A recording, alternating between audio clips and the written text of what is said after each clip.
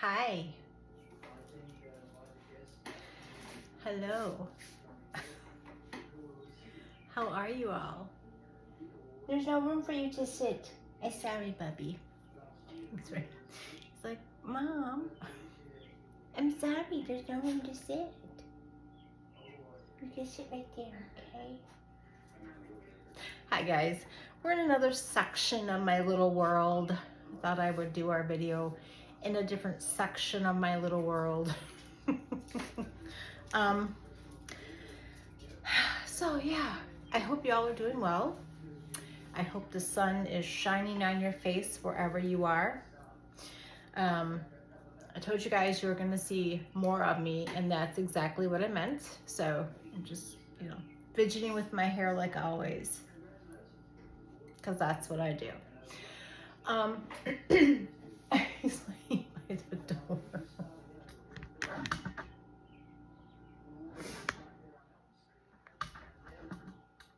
He's so silly. He's just so silly. Anyway, so yeah. I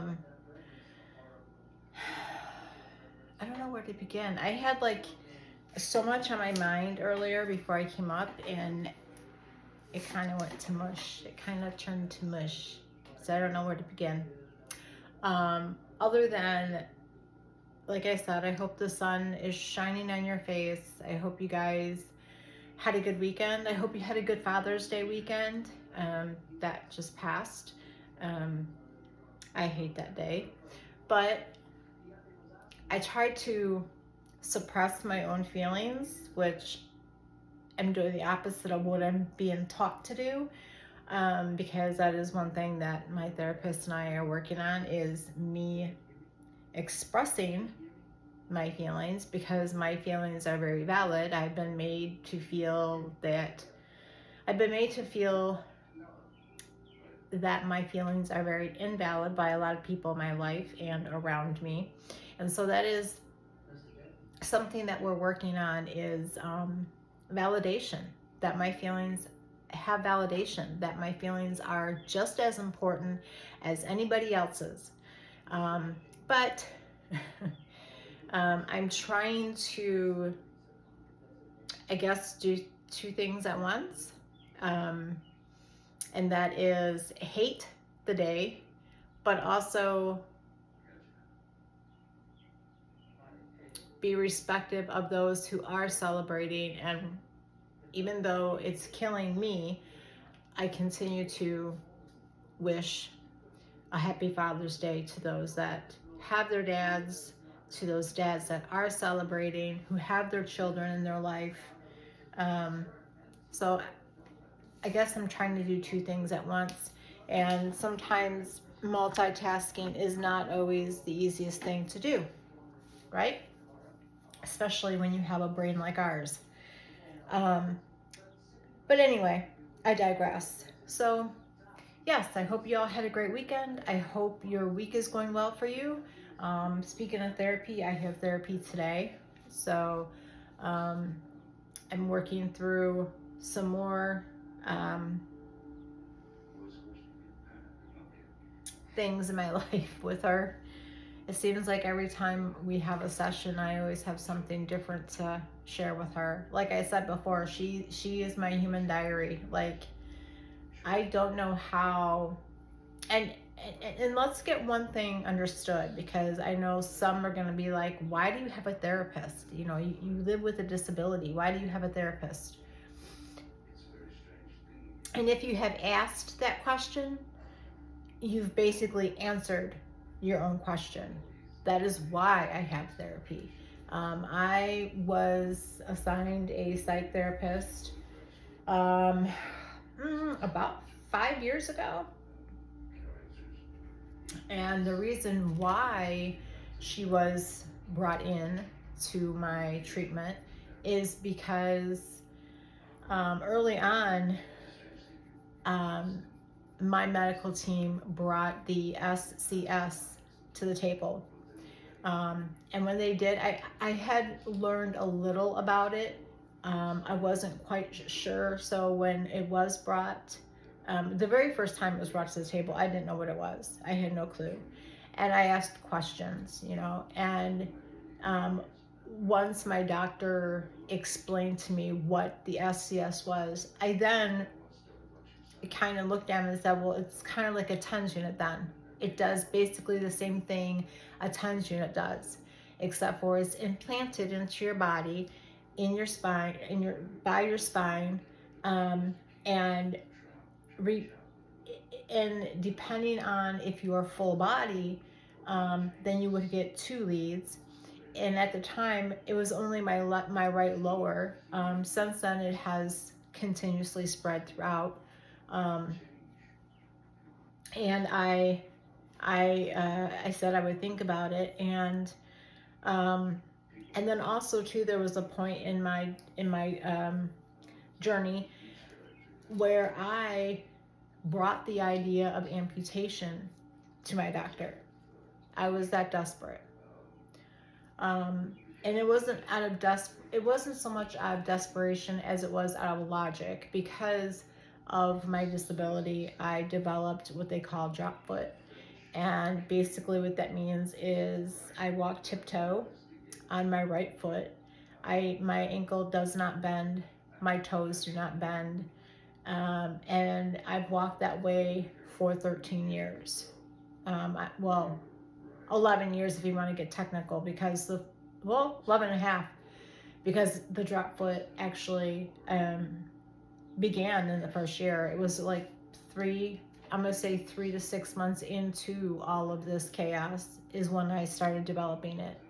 And I did not understand what was going on. But it was about 3 to 6 months into that, I developed drop foot. And because of that, it has shifted my body, like I've shared with you guys numerous times. It has shifted my body. And because of the shifting, because of the way my body has shifted, I now have scoliosis and I have neck problems. And so, yeah, it's an endless cycle. This is why I have said, and I will repeatedly say, CRPS is the gift that keeps giving. There's no end. There's no rhyme. There's no reason. Okay? It does what it wants to do. It's a ripple effect, just like our life. And so that is why a therapist is brought in. About half, if not more, if you have a great medical team, before they even, and I have met some warriors that never had a therapist brought to them, never had a therapist speak with them, or anything about the surgery, which boggles my mind. How in some states, in some cases, they're not very thorough. They don't bring in the necessary medical advice or team or professionals when it comes to their patient. I have to say, my first year with this disease, I had, I think it was 26 doctors. And it was because, I would go to one doctor, they would send me, and I was on workman's comp for 9 years. But they would send me to one doctor. That doctor would do whatever it was he thought he had to do. And then when he ran out of ideas, I would get shipped to a different doctor. So it wasn't until going into my second year, I finally had a doctor with common sense.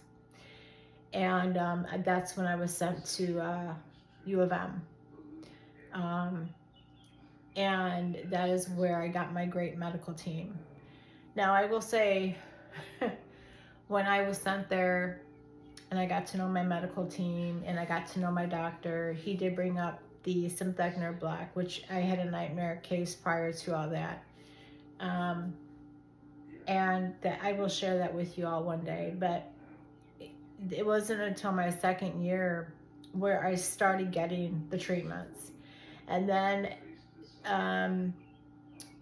2 years into that, I started developing the muscle spasms, which are the most painful thing in the world. I've had muscle spasms prior to my disability. We we would call them Charlie horse. When I first said Charlie horse to my doctor, he had no idea what I was talking about. He goes, muscle spasm? I said, yes. But us civilians call them Charlie horse. And then I started getting treatments for them as well.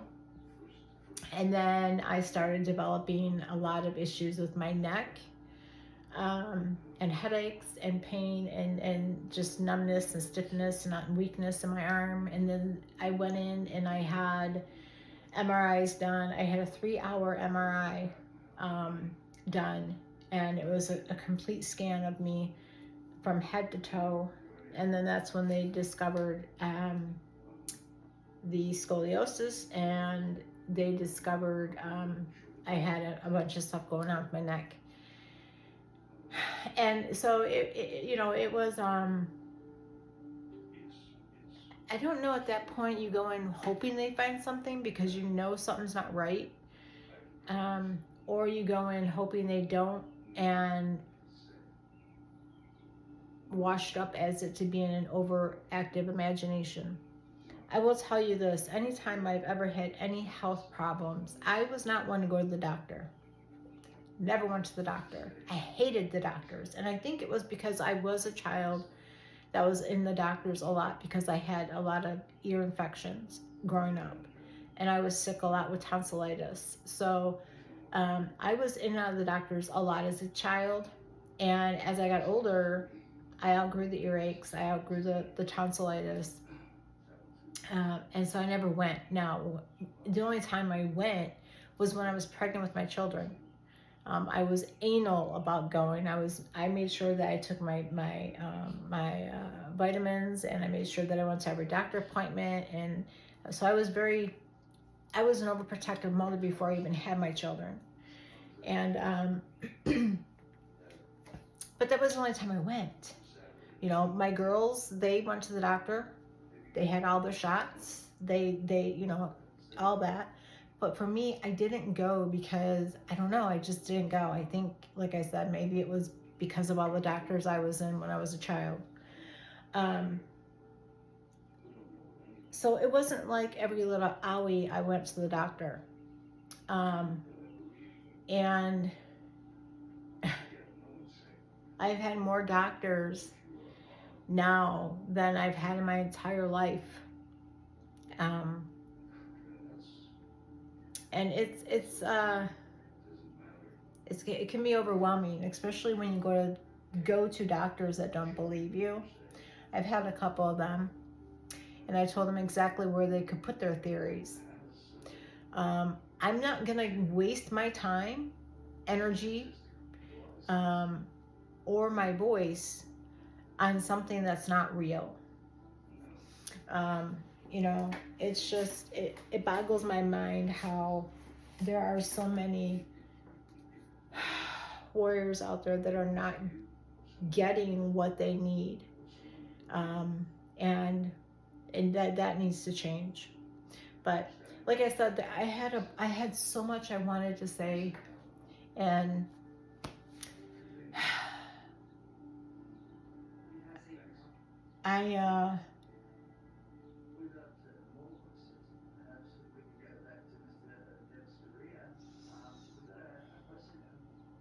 I'm looking to get a new scooter. I think I mentioned that in our last get together. I'm looking to get a new scooter because I can't rely, and I try not to rely on others. I think we had this and I'm gonna keep visiting this conversation because it is, I think, one of the biggest problems we have in our world is the fact that the world is not what it used to be. I gotta take this sweater off, I'm getting hot. The world has changed a lot.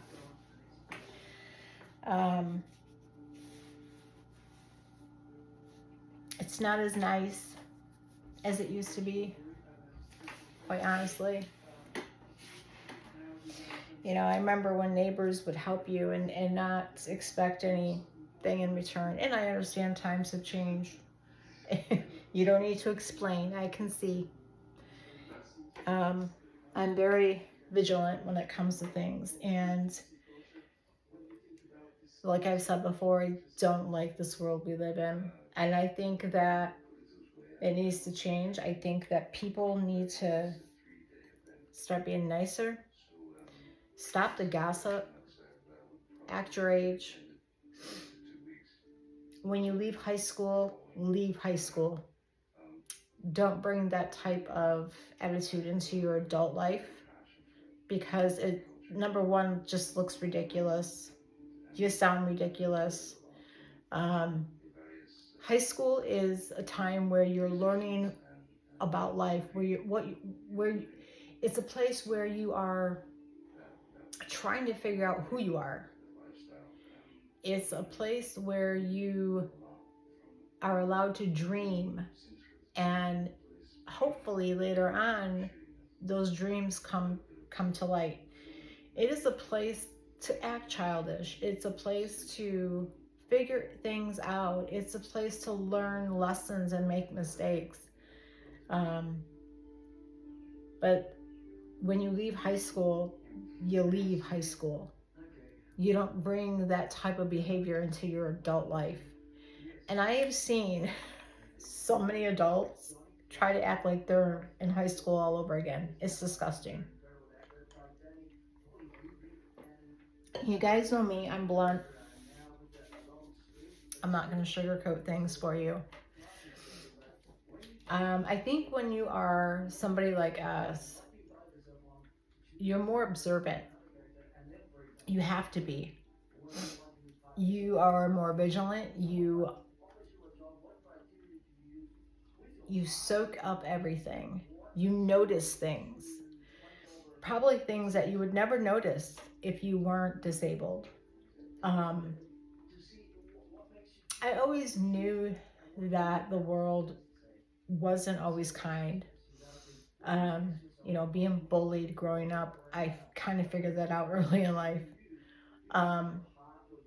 And being bullied myself, I was one, not the one, but I was one of many. Because there were others in my school that would do the same thing. They would stick up. Even though they were being bullied themselves, they would stick up and protect their friends that were being bullied as well. There were many times I can remember putting myself between my friend and the bully that wanted to hurt them.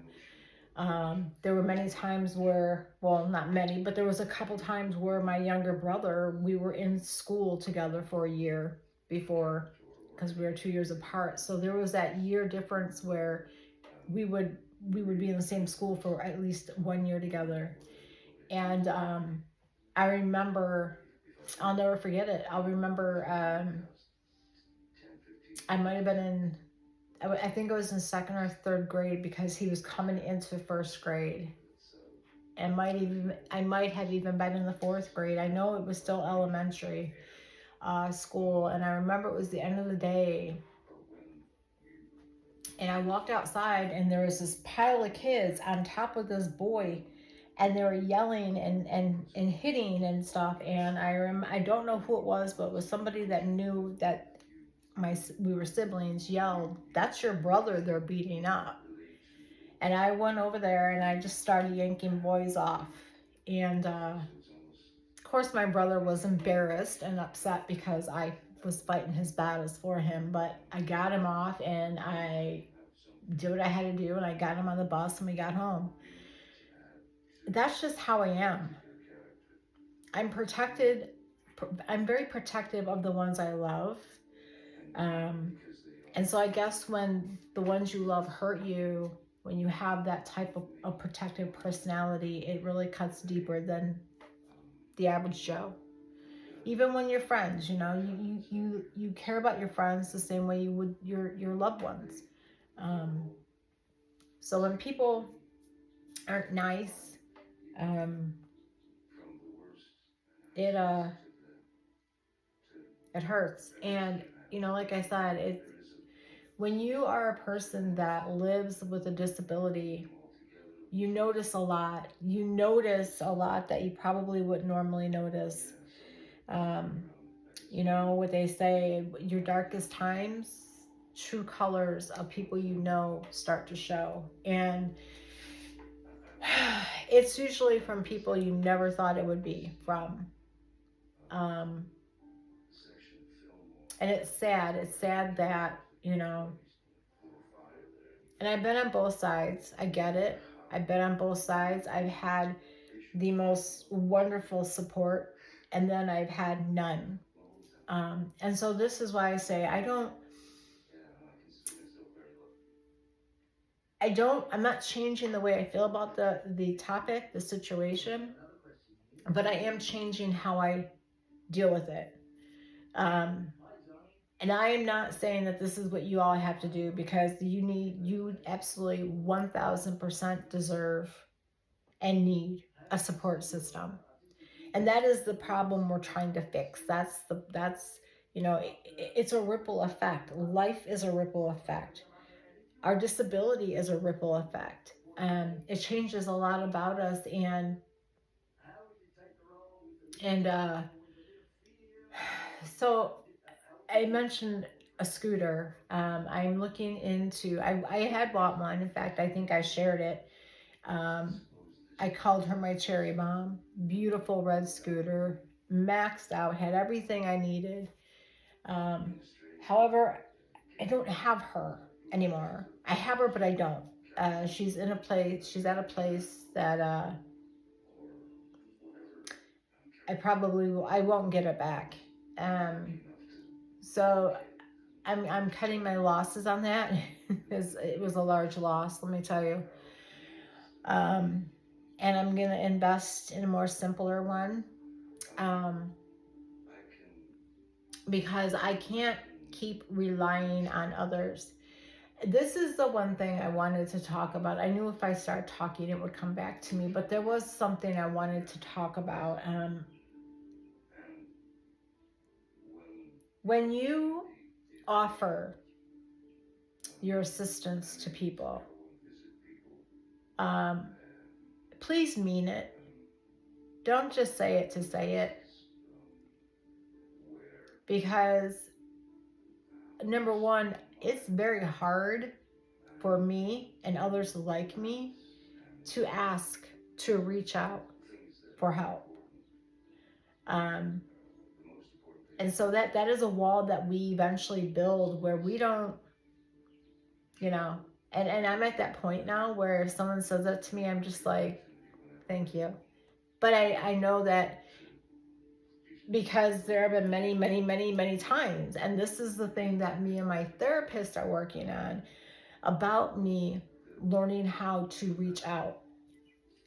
And I have told her I don't reach out, and I probably won't reach out anymore, because when I have taken that lesson that her and I have discussed and tried to do it, I got my hands slapped like a child stealing a cookie from the cookie jar.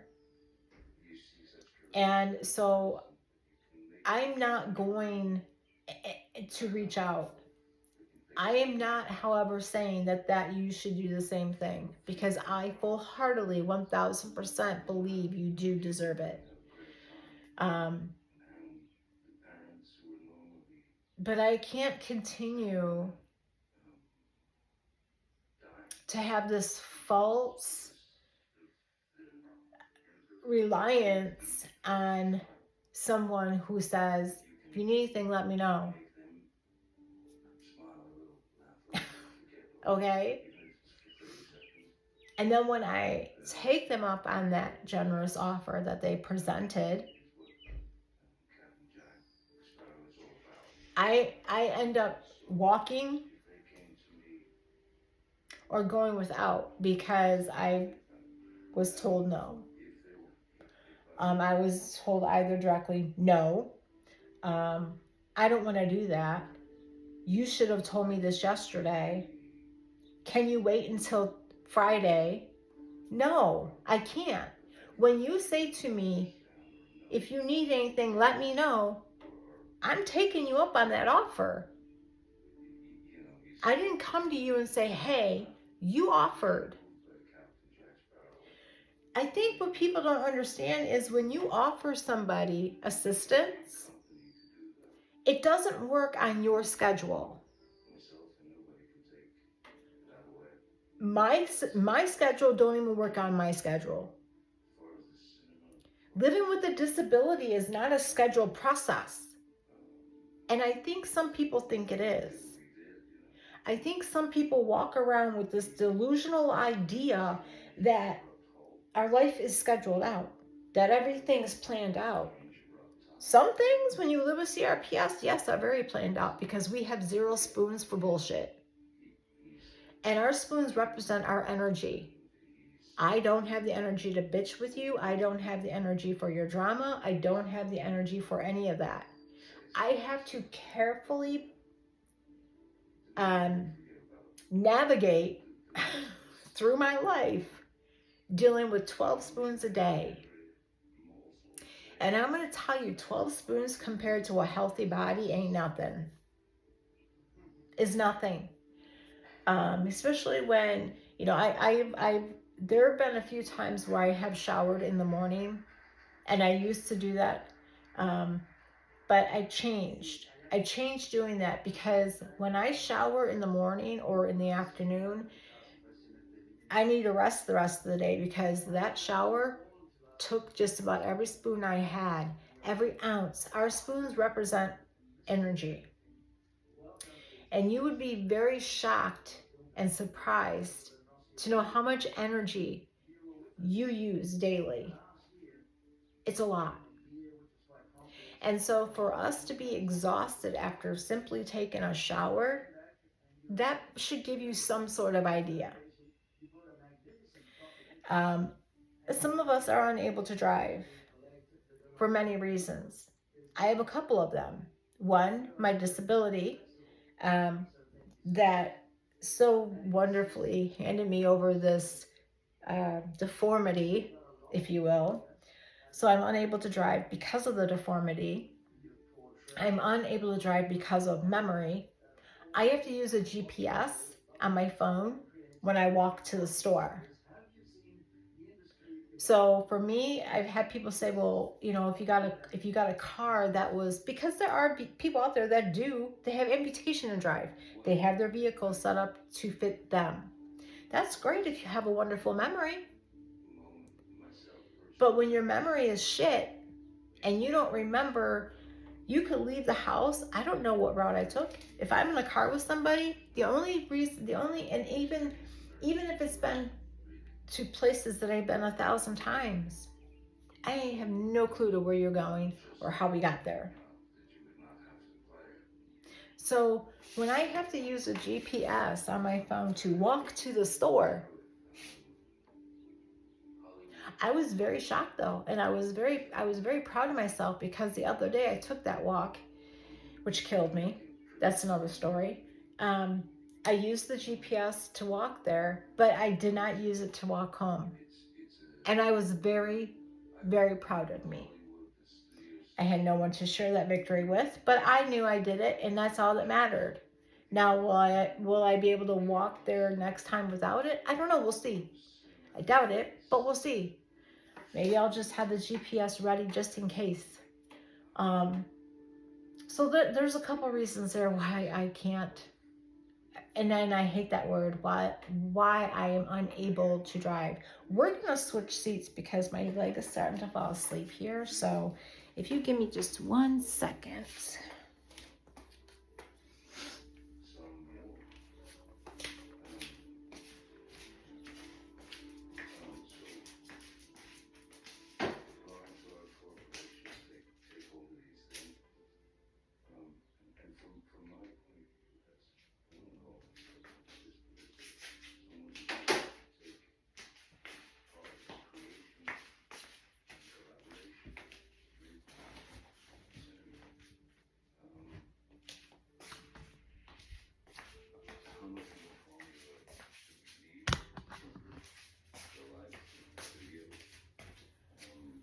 Okay, come on, Bobby. I know you want to sit with me.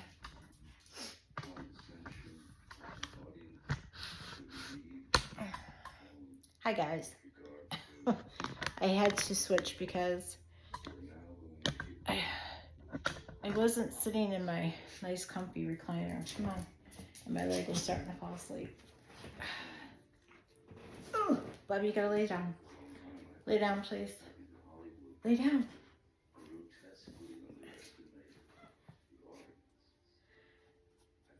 Better?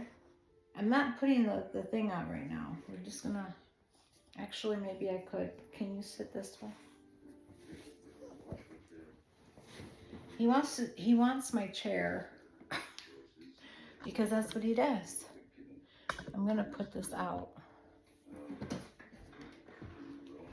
Okay. Go there.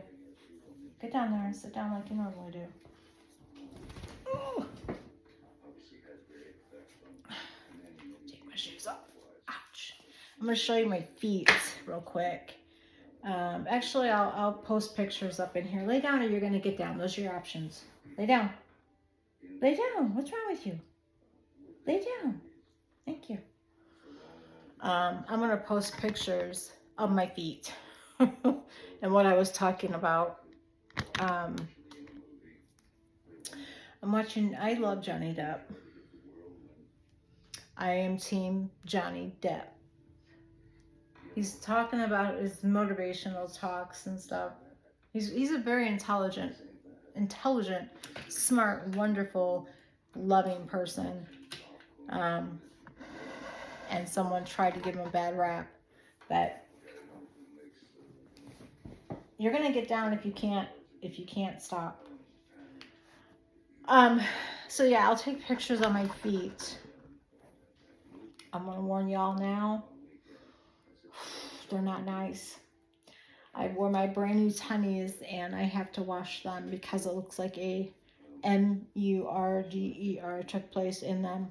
Not kidding. At all. Not kidding. But anyway, back to what I was talking about. So yeah, I'm in the process of looking around for a scooter.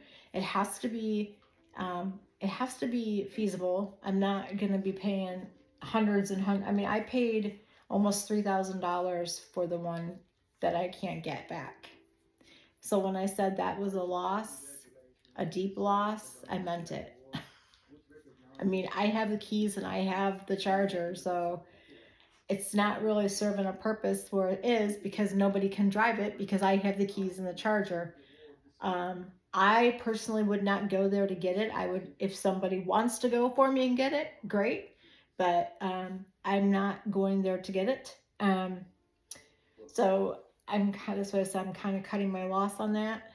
I'm taking a huge loss on it, but I'm cutting my loss and I'm just going to buy a simple one. Also too, it has to be able to fit Bubby on it. Because he goes everywhere with me. He does not stay by himself for a number of reasons. One, he doesn't want to. Two, he's my service animal and I have anxiety very bad. And so when I go out without him, my anxiety starts and he helps me. So he goes with me wherever I go. And if he's not allowed or wanted, then I don't go. You know, that's another boundary of mine that I a couple times was asked not to bring him and this, that, and the other. And he's a very good boy. But I was asked not to bring him, which was very hurtful because he's my service animal. People that have service animals, the animal goes where that person goes. They are a service animal. He is my ESA and he is my PSD. And so, no, he doesn't stay. If he doesn't go, I don't go. Now, the only place he doesn't go with me is when I go for treatments. And I'm thinking of, it's kind of hard because when I go for treatments and I come home, he wants to be on me. He's excited to see me and he can't be on me for like the first couple days, which he absolutely hates. But I have a talk with him the day before and the morning of, but so that's another boundary of mine, that I'm not going to put on the back burner because of others. And this is why I say that it's bad enough that we have to try to fit into this normal society, this normal world. Um, there is no consideration placed upon us. There is no respect. There is no understanding. Um, it's uh, it's disappointing. It truly is. It's disappointing because the world that we live in is not set up for people like us. And that's not fair and it's not right, especially when you are a person who worked hard every day of your life and put back into the society. And when you were no longer any good for them, they threw you away, they discarded you, and forgot about you. And that is exactly what I'm dealing with, as so many of you are. Um, we're not saying that we want to be treated like royalty, um, because I know someone in the background is gonna be like, "Oh, let's roll out the red carpet. The cripples are here. The yeah, you want to be like that? Yeah, let's roll that red carpet out because we worked hard and this happened to us. We didn't do this to ourselves, and it just absolutely boggles my mind how some people are. It's very, the years of living with this, like I said, a handful of people that actually give a damn, that actually, when they say, if you need anything, let me know, are there.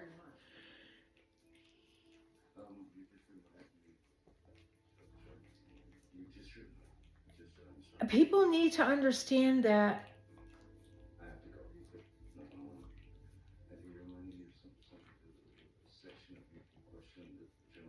Sorry, I'm being distracted by Johnny Depp. People have to understand that disabilities are not ran on a schedule. Disabilities are a on-call situation. And what that means is there is no schedule. You don't write things down that, oh, we'll put, it doesn't work that way. My head is feeling funky again. Sorry, guys. My head's been feeling weird on and off all day.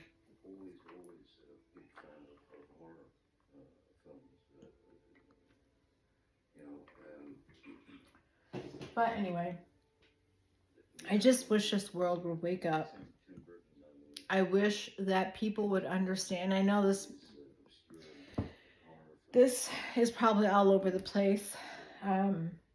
My thoughts are scrambled today. Like I said, I'm having a hard time concentrating today. A really hard time.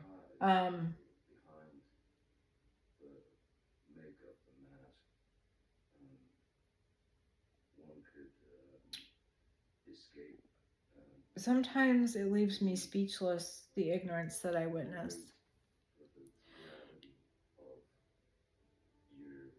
I wish that I had the ability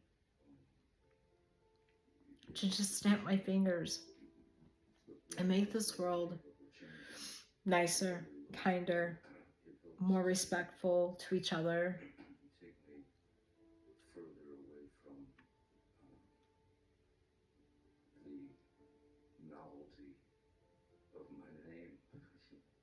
It just doesn't make sense to me how this world got so messed up. I don't understand any of it.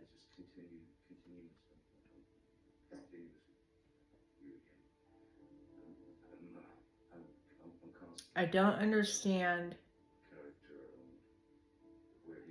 how or when or even why we started just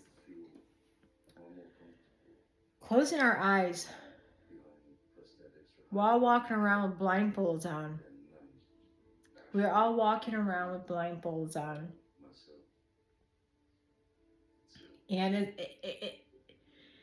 it's become a competition. Life has become this huge competition, and it's like we're all trying to get to the finish line. I don't understand any of that. I don't understand.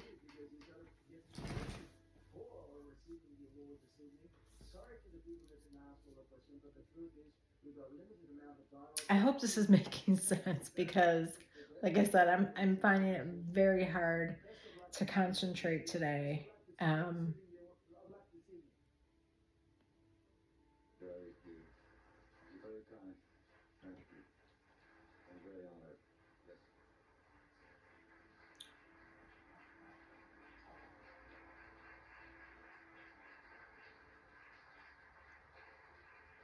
If anyone can make sense of this world that we live on, please let me know.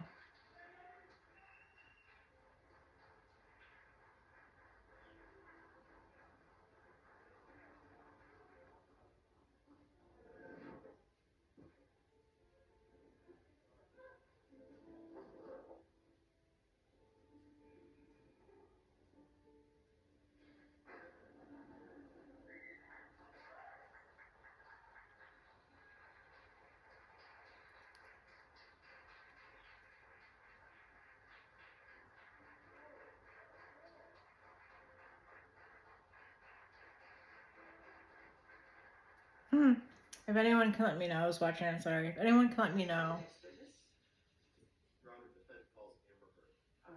No, am I making too much of it? Am I not making enough of it? I know I'm all over the place. Sorry.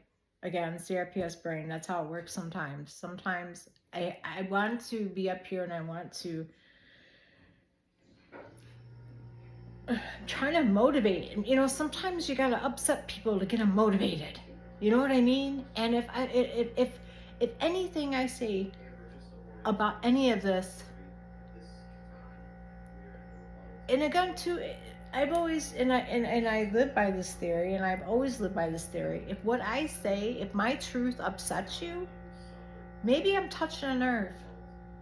Maybe you need to take a look in that mirror and be like, wait a second, you know, if I'm not doing the things that she says, why am I getting upset? I should be like, yeah, you know what? She makes a good point. Let's fix this. But if it's upsetting you, you know what they say, if the shoe fits. And I'm not accusing anybody of anything.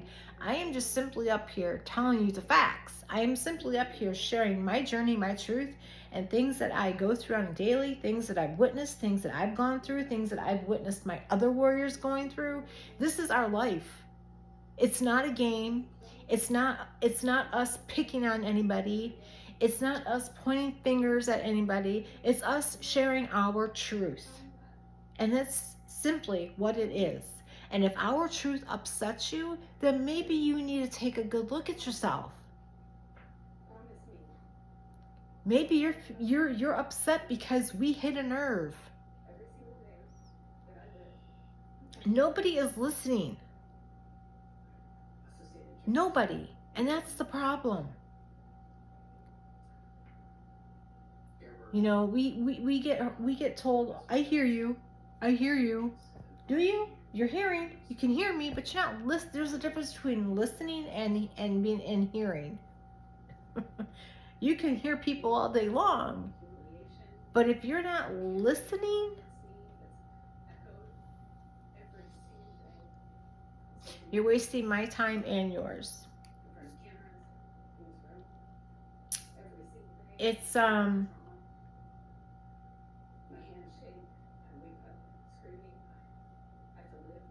don't know.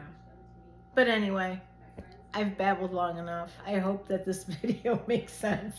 I hope that somebody walks away making some sort of sense out of it, because like I said, my brain is I cannot concentrate. There was so much I wanted to talk about, and I know that I've been just talking about this, that, and the other, and like I said, I hope it makes some sort of sense. But to my warriors out there, I love each and every one of you, and I hope and pray that maybe someone you love seen this and it opened their eyes. I hope and pray that you have the support system that you deserve and that you need. I hope and pray that when somebody has said to you, if you need anything, let me know. I hope that wasn't a false statement. I hope that wasn't an empty promise. I hope that you have people trying to better your situation and not make it worse. But with that being said, I'm going to go. I love each and every one of you. I'm sending you gentle hugs and wishes for an LPD. And for you supporters out there that continue to support your warrior every single day, for you that show up and do what needs to be done, you're awesome. You are superheroes to your warriors, and keep it up. Keep it up. I know it's hard, and I know sometimes it's not easy, but thank you for showing up for your warrior. Thank you for being there for them. Thank you for giving them the great support system that they need.